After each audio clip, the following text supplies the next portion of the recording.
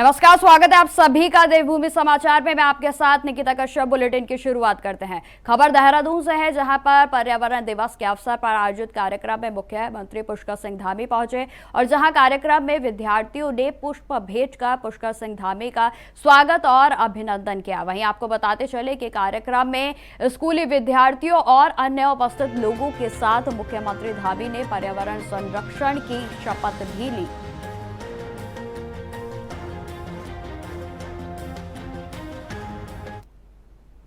खबरों में आगे बढ़ते हैं। आगामी मानसून सीजन को लेकर उत्तराखंड के मुख्यमंत्री पुष्कर सिंह धामी ने सभी जनपदों के जिलाधिकारियों को समय रहते आपदा प्रबंधन की तैयारियां पूरी करने के लिए निर्देश दिए गए हैं और इसी क्रम में देहरादून के जिलाधिकारी सवीन बंसल की ओर से आपदा परिचालन केंद्र का औचक निरीक्षण कर व्यवस्थाओं का जायजा लिया गया। निरीक्षण के दौरान जिलाधिकारी ने निर्देश दिए हैं कि कंट्रोल रूम की दीवारों पर जिले के सभी तहसील, थाना, अस्पताल और आवश्यक सेवाओं से संबंधित संसाधनों के जीआईएस मैप लगाए जाएं।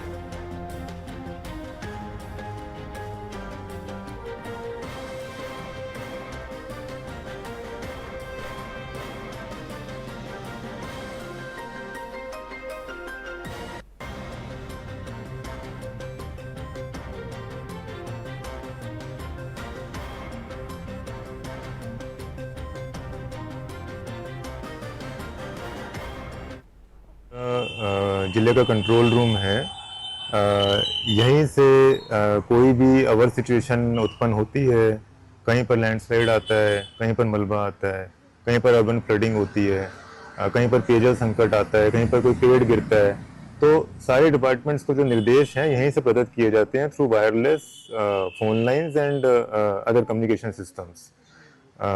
चाहे वो हमारे जल से रिलेटेड 7 डिपार्टमेंट्स हैं, जल संस्थान, जल निगम, यूयूएसडीए, स्मार्ट सिटी, स्काडा या नलकूप, या हमारा यूपीसीएल है, पीडब्ल्यूडी, एनएच। ये व्यवस्था यहाँ पर स्ट्रीमलाइन की गई है कि सभी डिपार्टमेंट के जेईज प्रतिदिन 1 घंटा सुबह 1 घंटा शाम यहाँ पर बैठकर आने वाली कंप्लेंट्स का निस्तारण करेंगे। हमारा कंप्लेंट रिड्रेसल सिस्टम सुचारू रूप से चल रहा है, सारी कंप्लेंट्स दर्ज होती हैं। 6 फोन लाइंस हैं जो पब्लिक के लिए ओपन है और अभी तक हमको 125 कंप्लेंट्स प्राप्त हुई थी, 122 का निस्तारण किया जा चुका है।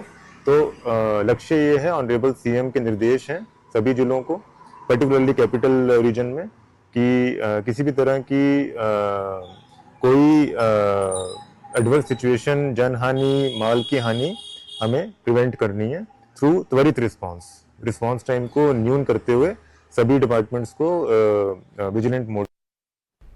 खबरों में आगे बढ़ते हैं। पूर्व भाजपा मंडल अध्यक्ष रोहित नेगी की बाइक सवार ने गोली मारकर हत्या के मामले में क्षेत्र विधायक सहित मृतक के परिजनों ने एसएसपी से मुलाकात की। उन्होंने मांग की है कि दोषियों को जल्द से जल्द गिरफ्तार किया जाए और कड़ी सजा दी जाए, जिससे कि क्षेत्र में लॉ एंड ऑर्डर कायम रह सके। और साथ ही साथ सहसपुर विधानसभा में विभिन्न कॉलेजेस के साथ साथ हॉस्टल में सत्यापन अभियान को चलाए जाने की भी मांग की गई है। इस दौरान सहसपुर विधायक सहदेव सिंह पुंडरी ने क्षेत्र में असामाजिक तत्वों के बारे में चिंता व्यक्त करते हुए न्याय की मांग की गई।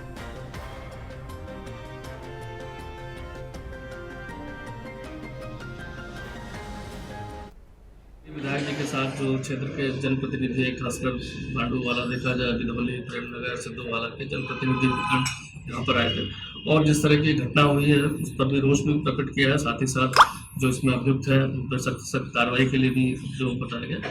इसके अलावा जो वहाँ की क्षेत्र की जो समस्या है, खासकर देखा जाए, जिसमें बाहर से बहुत सारे छात्र यहाँ पर आके स्टडी भी कर रहे हैं, लेकिन उनमें से बहुत सारे अराजक तत्व भी हैं जो छात्र के डिस्गाइज में रह रहे हैं, या ऐसे हॉस्टल्स हैं जहाँ पर देर रात वो आते हैं या पार्टी बनाते हैं। इस तरह की शिकायतें भी है। खासकर 10, साढ़े 10 से 11 बजे के बाद जो है कहीं ना कहीं ड्रिंक एंड ड्राइविंग का जो इंसिडेंट आते हैं, झगड़े की सूचनाएं आती है। उसको देखते हुए क्षेत्रवासियों की तरफ से जो जनप्रतिनिधियों ने बताई ये बातें सारी, और कुछ स्पॉट्स भी बताए जहाँ पर बृहद रूप से सत्यापन और कार्रवाई की आवश्यकता भी है। इसको देखते हुए सभी को आश्वस्त किया गया कि कार्रवाई आज से ही, क्योंकि प्लान पहले से कर लिया गया था, आज से प्रारंभ होगी। बहुत ही बड़ी घटना है। हम सब लोग स्तब्ध में, हमें सब लोगों को दुख है। एक होनहार हमारा युवा साथी जो सामाजिक कार्यकर्ता था, जो समाज के बीच में रहकर काम करता था, उसकी जो है निर्मम हत्या कर दी गई है। पूरे क्षेत्र में आक्रोश व्याप्त है। और अभी हम लोग कप्तान साहब से भी मिले हैं, कल मेरी जिलाधिकारी महोदय से भी वार्ता हुई, माननीय मुख्यमंत्री से भी मेरी टेलीफोन पर वार्ता हुई, और मैंने भी कप्तान साहब को कहा कि इस प्रकार की गुंडागर्दी क्षेत्र में बर्दाश्त नहीं की जाएगी। सबसे पहले जिसने ये कांड किया है, जिसने मर्डर किया है, उसके खिलाफ सख्त से सख्त कार्रवाई होनी चाहिए। ऐसी कार्रवाई होनी चाहिए जो इस प्रकार के गुंडा तत्व हैं वो भी 10 बार क्राइम करने से पहले सोचें कि वहां ऐसी प्रकार की कोई घटना हुई थी, और इस प्रकार का जो पुलिस के द्वारा उसमें जो है क्या नाम से कार्य किया गया है। और इसके साथ साथ अभी मैंने कहा है कि सत्यापन, पिछले दौरान सत्यापन अभियान चला, वो पूर्ण नहीं हो पाया। मैंने कहा जो हॉस्टल में रह रहे, जो बड़े बड़े ये पेइंग गेस्ट वगैरह इसमें रह रहे, सत्यापन अभियान चला जाए और क्या नाम से उनकी तलाशी ली जाए, हॉस्टल की तलाशी ली जाए। इस प्रकार के जिस प्रकार के भी ये गुंडा तत्व हैं, इनके खिलाफ सख्त कानूनी कार्रवाई चाहिए, इसको बख्शा नहीं जाना चाहिए। और जो बच्चे यहाँ पढ़ने आ रखे, उनका भी वेरिफिकेशन होकर उसके जो जिस गांव से वो, जिस प्रदेश से वो रहने वाले हैं, वहां का भी जो है पूरा वेरिफिकेशन होना चाहिए कि उनकी हिस्ट्री वहां पर क्या है, उसके परिवार की हिस्ट्री वहां पर क्या है, और जिन्होंने यहाँ पर कोर्स पूरा भी कर लिया और यहाँ पर अगर रह रहे हैं, उनका भी सत्यापन अभियान चला के उनके भी वो बातचीत करके उनके जांच करके वो यहाँ क्यों रह रहे हैं, और अगर वो बेवजह यहाँ पर रह रहे हैं, ऐसे छात्रों के खिलाफ भी, ऐसे लोगों के खिलाफ भी जो सख्त से कानूनी कार्रवाई की जानी चाहिए। खबरों में आगे बढ़ते हैं। रुड़की के रहमतपुर गांव में कुछ लोगों के द्वारा रास्ते पर अवैध तरीके से निर्माण को लेकर गांव का ही एक ग्रामीण लंबे समय से लड़ाई लड़ रहा है। आपको बताते चले कि ग्रामीण ने रुड़की के जॉइंट मजिस्ट्रेट से पूरे मामले की शिकायत करी थी, और वहीं शिकायत को गंभीरता से लेते हुए रुड़की के जॉइंट मजिस्ट्रेट की ओर से सरकारी रास्ते पर बने मकान को ध्वस्त करने के आदेश दिए गए थे। रुड़की तहसील दिवस में पहुंचे और जहां पर आपको बताते चले कि ग्रामीणों ने शिकायत करी है कि न्यायालय से हुए आदेशों का पालन नहीं किया जा रहा है, जिस पर संज्ञान लेते हुए एसडीएम ने न्यायालय के आदेशों का पालन करने के निर्देश दिए गए हैं। बताते चले कि रुड़की के रहमतपुर गांव में कुछ लोगों के द्वारा रास्ते पर अवैध तरीके से पक्के मकान का निर्माण कर लिया गया था, और जिसकी शिकायत पास में हो रहे ग्रामीण विकास गिरी के द्वारा जॉइंट मजिस्ट्रेट को शिकायती पत्र देकर दी गई। ग्राम में रहमतपुर का रहने वाला हूँ। आज मैं जिला जज के यहाँ पर कोर्ट में गया था, तो यहाँ पर ना आज तहसील दिखा, तो मैंने जिला जज के पेपर दिखाए यहाँ पर। तो ये सर कानून को पटवारी को कहते हैं कि ये कुछ नहीं है, मतलब ये कोई आदेश नहीं है। तो हमने फिर यहाँ पर जाकर तहसील में दिया है, तो उन्होंने बोला है कि ये हटाने के आदेश है जिला जज के यहाँ। अब खबर मंगलोर से है, जहां विकासखंड कार्यालय के सभागार में बीसीडी की ओर से बैठक का आयोजन किया गया, और जिसमें मुख्य विकास अधिकारी को ग्रामीण क्षेत्र की समस्याओं से अवगत कराते हुए संबंधित अधिकारियों को समस्या के निवारण के लिए निर्देश दिए गए हैं। आपको बता दें कि मुख्य विकास के अधिकारी का कहना है कि ग्राम पंचायत में आ रही सभी समस्याओं का जल्द से जल्द निवारण कर दिया जाएगा, और साथ ही अधिकारियों को सख्त हिदायतें भी दी गई हैं। ग्रामीणों को किसी भी तरीके की कोई परेशानी नहीं होनी चाहिए।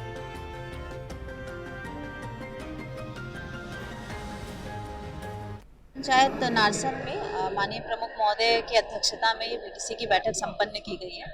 इसमें सभी विभाग जो है, हमारी रोड हो गया, विद्युत है, जल है, नाले की समस्या है, सभी समस्याओं को जनप्रतिनिधि द्वारा उठाया गया है, और सभी के निराकरण के लिए संबंधित विभाग जो है उनको सख्त निर्देश दे दिया गया है।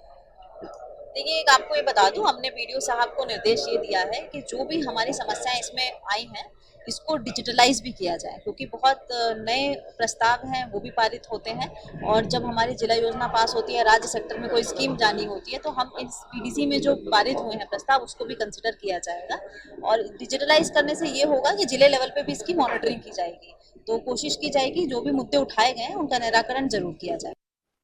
अब खबर राजधानी देहरादून से है, जहां यहां आधुनिक सुविधा जल्द ही आमजन को उपलब्ध होने जा रही है, और इस दौरान अत्याधुनिक पार्किंग से तिब्बती मार्केट के सामने परेड ग्राउंड और कोरोनेशन के अस्पताल परिसर में भी पार्किंग की समस्या काफी हद तक कम हो जाएगी और साथ ही साथ आम जनमानस को सुरक्षित व सुविधाजनक वाहन पार्किंग की सुविधा भी मिलेगी। आपको बताते चले कि इन सभी सुविधाओं से शहर में ट्रैफिक की समस्या से भी काफी हद तक निजात मिलेगी।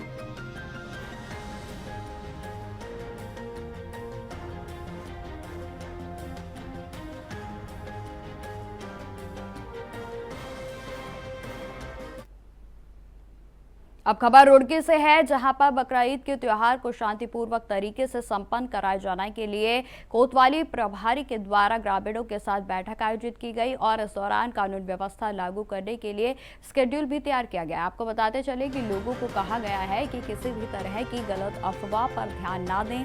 कोतवाली प्रभारी का कहना है कि कुर्बानी करते समय साफ सफाई का विशेष तौर पर ध्यान रखा जाए और साथ ही अवशेष व खून को खुले व नालियों में ना बहाया जाए और ना ही कुर्बानी का कोई भी वीडियो सोशल मीडिया पर शेयर करें।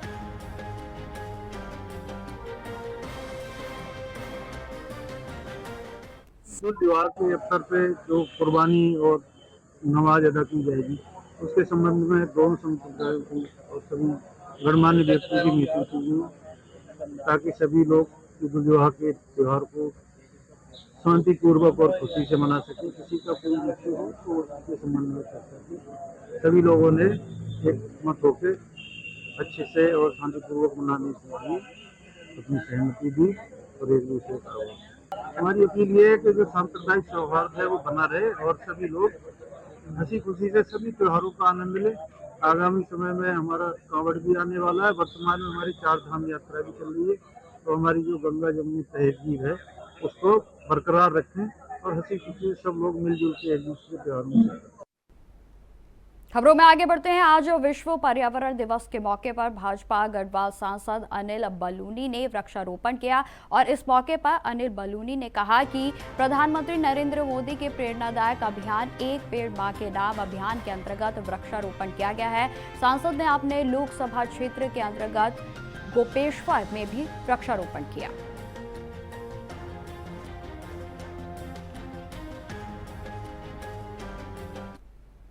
खबरों में आगे बढ़ते हैं। नारसन विकासखंड कार्यालय के सभागार में बीडीसी की बैठक आयोजित की गई और जिसमें मुख्य विकास अधिकारी आकांक्षा कोंडे ने शिरकत की। आपको बताते चले कि बैठक के दौरान तमाम अतिथिगण मौजूद रहे। जनप्रतिनिधियों ने मुख्य विकास अधिकारी को ग्रामीण क्षेत्रों की समस्याओं से अवगत कराया और साथ ही सभी समस्याओं के निराकरण के लिए भी मुख्य विकास अधिकारी आकांक्षा कोंडे ने संबंधित अधिकारियों को समस्या का निराकरण करने के लिए मुख्य निर्देश दिए गए और साथ ही साथ मुख्य विकास अधिकारी ने कहा कि प्रत्येक ग्राम पंचायत में आ रही सभी समस्याओं का जल्द से जल्द निराकरण किया जाएगा और साथ ही संबंधित अधिकारियों को सख्त हिदायतें दी गई हैं कि किसी भी गांव में ग्रामीणों को किसी भी तरीके की कोई परेशानी ना हो। क्षेत्र पंचायत नारसन में माननीय प्रमुख महोदय की अध्यक्षता में ये बीडीसी की बैठक संपन्न की गई है। इसमें सभी विभाग जो है, हमारी रोड हो गया, विद्युत है, जल है, नाले की समस्या है, सभी समस्याओं को जनप्रतिनिधियों द्वारा उठाया गया है और सभी के निराकरण के लिए संबंधित विभाग जो है उनको सख्त निर्देश दे दिए गए हैं। देखिए, एक आपको ये बता दूं, हमने बीडीओ साहब को निर्देश ये दिया है कि जो भी हमारी समस्याएं इसमें आई हैं इसको डिजिटलाइज भी किया जाए, क्योंकि बहुत नए प्रस्ताव हैं वो भी पारित होते हैं और जब हमारी जिला योजना पास होती है, राज्य सेक्टर में कोई स्कीम जानी होती है, तो हम इस बीडीसी में जो पारित हुए हैं प्रस्ताव उसको भी कंसिडर किया जाएगा और डिजिटलाइज करने से ये होगा कि जिले लेवल पे भी इसकी मॉनिटरिंग की जाएगी, तो कोशिश की जाएगी जो भी मुद्दे उठाए। अब खबर हल्द्वानी से है, जहां तहसील के गोला नदी के दूसरे छोर पर बसे श्रीलंका टापू का मानसून सीजन में 3 महीने तक जिला प्रशासन से कनेक्शन कट जाता है। आपको बताते चले कि लोग टापू में ही घिरे रह जाते हैं और ऐसे में जिला प्रशासन ने मानसून से पूर्व श्रीलंका टापू में 3 महीने का राशन पहुंचाते हुए वहां स्वास्थ्य कैंप भी लगाया गया और साथ ही साथ जरूरी दवाइयों का वितरण भी करते हुए अगले 3 महीने के लिए सभी जरूरी सामग्रियों को लोगों को वितरित किया गया। इस दौरान उप जिला अधिकारी ने जानकारी देते हुए बताया कि अस्थायी हेलीपैड भी श्रीलंका टापू में बनाए गए हैं और इसके अलावा जो बीमार और गर्भवती महिलाएं हैं उनको दूसरी जगह शिफ्ट किया जाएगा ताकि स्वास्थ्य संबंधित परेशानियों में उनको अस्पताल पहुंचाया जा सके। हल्द्वानी परगना अंतर्गत विभिन्न स्थानों में आगामी मानसून के दृष्टिगत ऐसे स्थान हैं जहां पे अत्यधिक जलभराव होने से या फिर नदी का जलस्तर बढ़ने से मुख्य धारा से कट जाते हैं और आवागमन पूर्णतः बंद हो जाता है। उसी के दृष्टिगत लालकुआं तहसील अंतर्गत श्रीलंका टापू में भी यह समस्या उत्पन्न हो जाती है। श्रीलंका टापू में अगले 3 से 4 माह का राशन जो दिया जाना था वो वितरित किया जा चुका है। इसके अलावा वहाँ पे स्वास्थ्य शिविर का भी आयोजन किया गया है जिसमें कि विभिन्न व्यक्तियों का जो भी इलाज करना था इलाज किया गया है, दवाइयाँ वितरित कर दी गई हैं। इसके अलावा ऐसे व्यक्तियों को भी चिन्हित कर लिया गया है जो गंभीर रूप से बीमार हैं या गर्भवती हैं ताकि उनको समय अनुसार उनको शिफ्ट भी किया जा सके। इसके अलावा गाँव के अंदर जो भी आपदा के सुरक्षात्मक कार्य पहले किए जा सकते हैं उसको भी शीघ्र प्रारंभ किया जा रहा है। खबरों में आगे बढ़ते हैं। चिकित्सा विभाग की ओर से कोविड-19 से जुड़ी सभी मीडिया समन्वयक गतिविधियों के लिए राज्य स्तर पर अधिकारियों की नियुक्ति कर दी गई है। आपको बताते चले कि डॉक्टर पंकज कुमार सिंह सहायक निदेशक को कोविड-19 मीडिया समन्वय का हेतु नोडल अधिकारी नामित किया गया है और नोडल अधिकारी डॉक्टर पंकज कुमार ने जानकारी देते हुए बताया कि उनकी प्राथमिकता राज्य की जनता को जागरूक करना और कोविड से बचाना है और इसके साथ साथ अस्पतालों में बेहतर सुविधा उपलब्ध कराना और निजी अस्पतालों के साथ समन्वय बनाना है।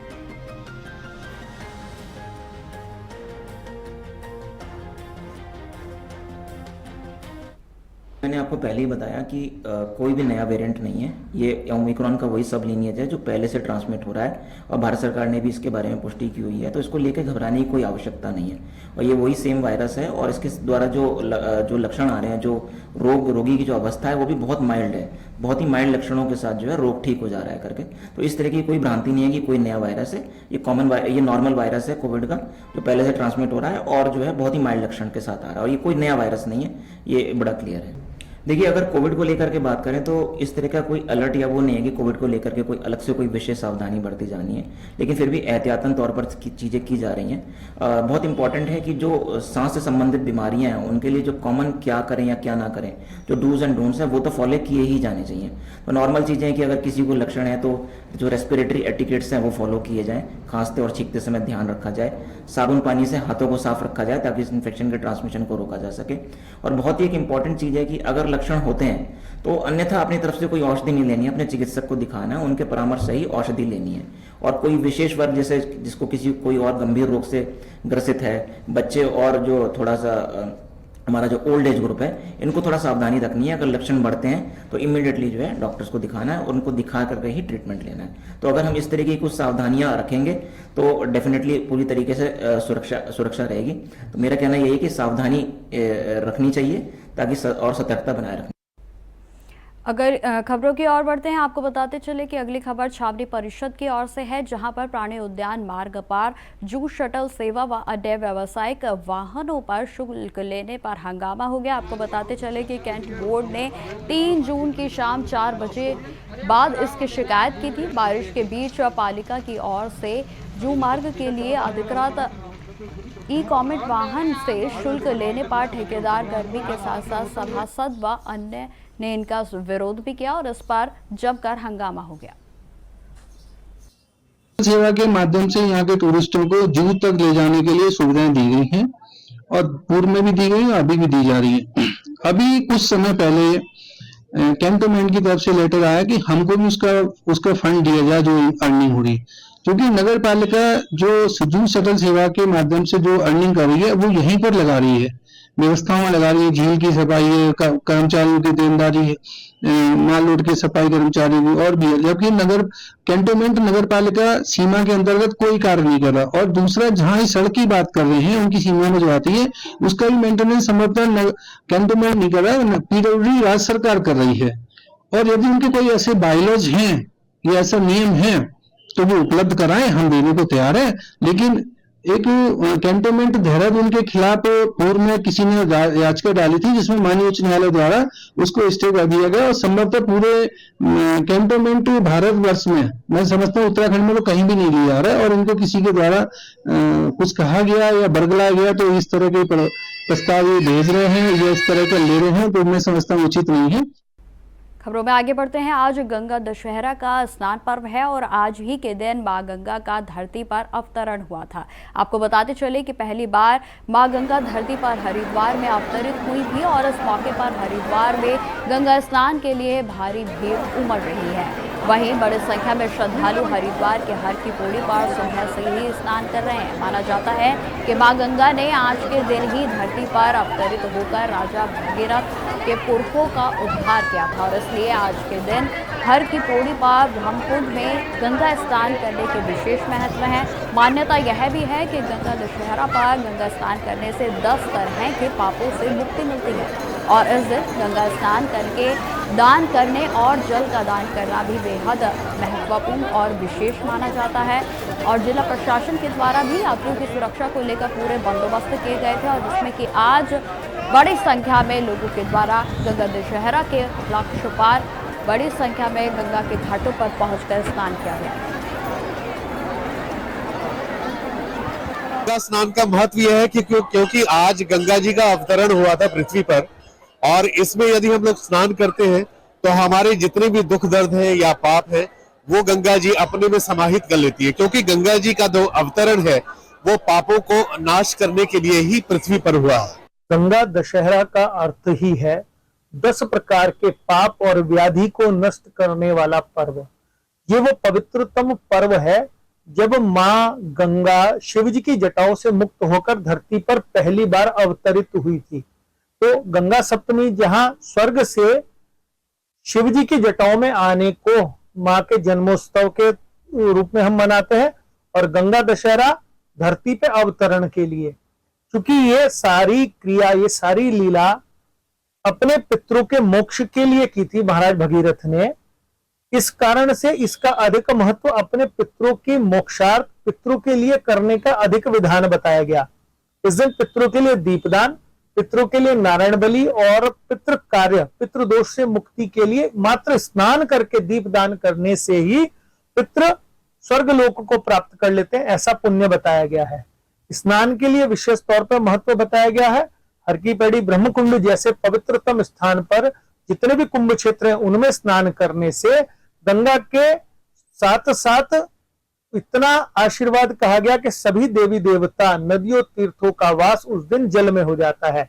मात्र एक डुबकी अपनी लगाने से और 3 डुबकी अपने पितरों की लगाने से 3 पीढ़ियों के पितर तर जाते हैं, ऐसा विधान बताया गया। अब खबर हरिद्वार से है, जहां पर बीजेपी महिला मोर्चा की पूर्व जिलाध्यक्ष अनामिका शर्मा पर अपने ही नाबालिग बेटी का यौन शोषण करने का आरोप लगा है और जिसके बाद पुलिस ने अनामिका पर मुकदमा दर्ज कर उन्हें गिरफ्तार कर लिया है। इस दौरान हरिद्वार पुलिस के दुष्कर्म मामले में एक और बड़ी सफलता हासिल हुई है। आपको बताते चले कि घटना के तीसरे दिन ही आरोपी शुभम फरार हो गया था और जिसके बाद आरोपी को पुलिस ने मेरठ उत्तर प्रदेश से धर दबोचा। और इतना ही नहीं, इससे पहले इस शर्मनाक वारदात में शामिल कलयुगी मां और उसके प्रेमी को गिरफ्तार कर जेल भेजा जा चुका है। तो वहीं पुलिस टीम ने लगातार दबिश के जरिए 24 घंटे के भीतर तीसरे आरोपी को भी मेरठ से गिरफ्तार कर लिया है।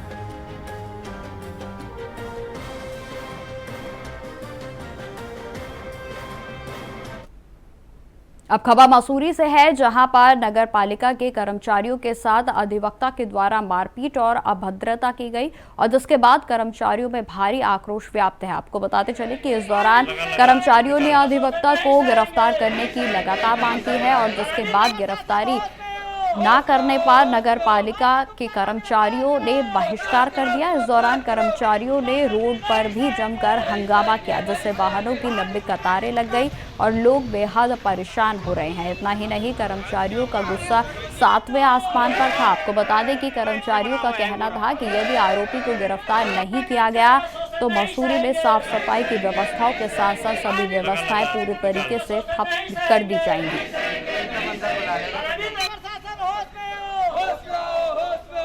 गुप्ता का गिरफ्तार करो।